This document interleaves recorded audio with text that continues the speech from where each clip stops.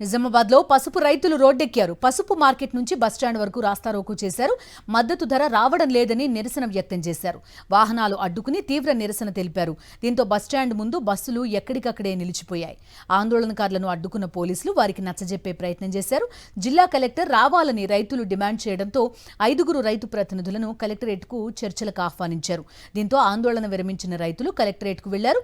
గత ఏడాది క్వింటా పసుపు 16,000 వరకు పలగ్గా ఈసారి 10,000 కూడా లేదని పసుపు రైతులు మండిపడుతున్నారు.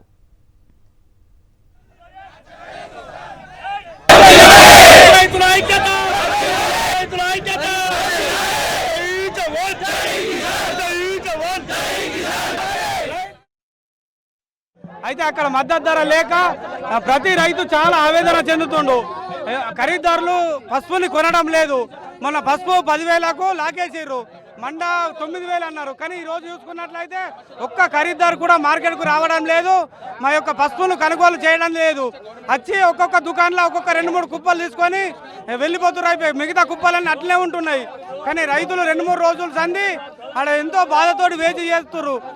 10-20 మంది ఖరీదారులు వాళ్ళు మధ్య దళారీలు రైతులను మోసం చేసేందుకు కలెక్టర్ గారు 10,000 ఉంటామని ప్రకటించారు.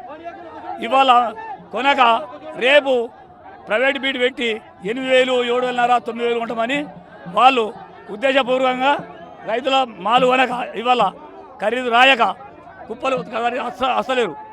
రేపు మా ఇష్టం పెట్టుకుంటామని రైతులను మోసకారితనం చేస్తున్నారు మద్దతు దళారీలు.